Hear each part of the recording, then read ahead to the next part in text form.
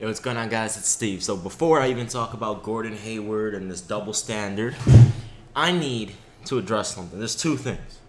First of all, every single one of you guys that have commented saying you knew it was Biggie Smalls. Remember that lyrics, the lyrics that I threw into the last video? You guys saying you knew it was Biggie and you grew up listening. I don't believe any. I don't believe any of you. I don't, because it's so easy to just Google those lyrics. So I want to see how well you guys actually know hip hop. So tell me who did these lyrics in the comment section below, because apparently I owe like 13 people, because there's like 70 comments and like 13 of you guys said that you knew it. So I want to see how well you guys actually know hip hop, but we'll still get to basketball. Don't worry about it. So who is this I see coming through? It's like 3 in the AM. That's all I'm gonna say. Those lyrics right there. All right, who is this I see coming through? It's like 3 on the AM. I already know everyone's gonna Google it. Anyway, that's number 1. Now, the second thing I need to address is I had this dream. Now, this is like a sneak peek. I want to see if any of you guys can know what I'm talking about. I had this dream. Now, you guys know I injured myself pretty badly. Okay, it's been like a week now, but it hurts terribly. But anyway.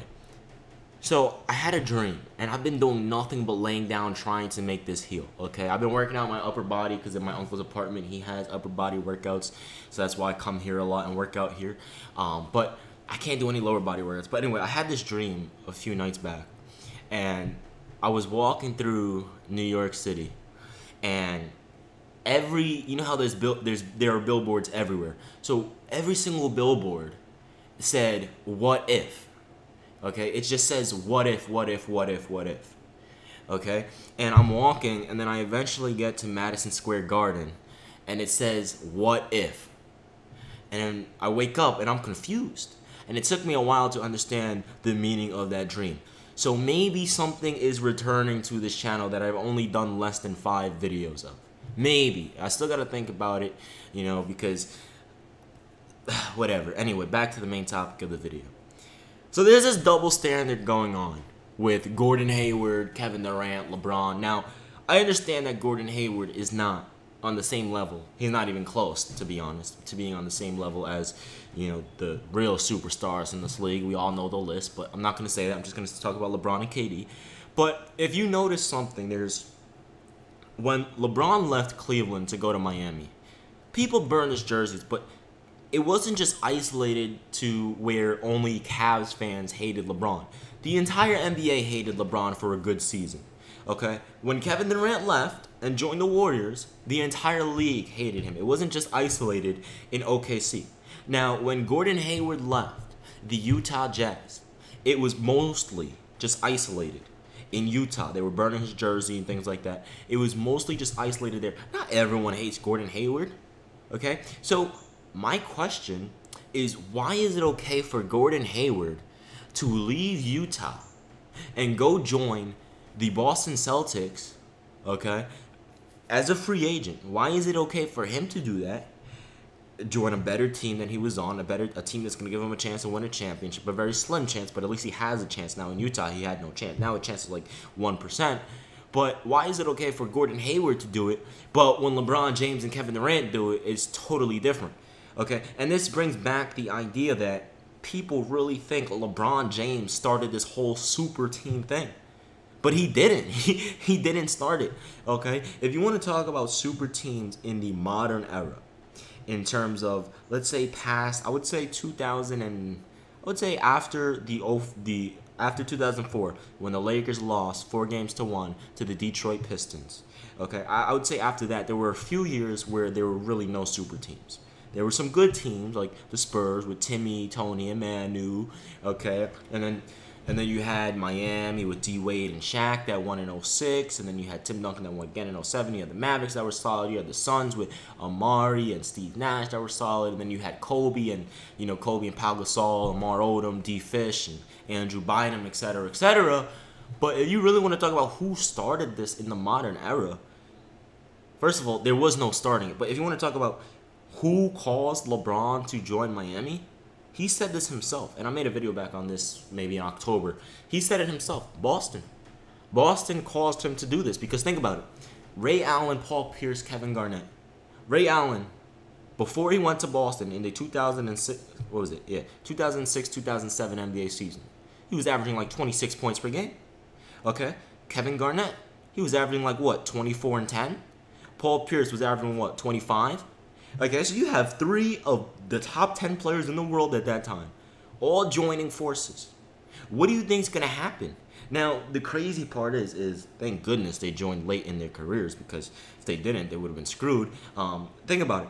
In 08, they beat LeBron. Okay? In 09, I think KG got injured, and Orlando beat the Cavs in the conference finals, right? It was supposed to be Kobe versus LeBron that year, but no. 2010, Celtics beat LeBron again.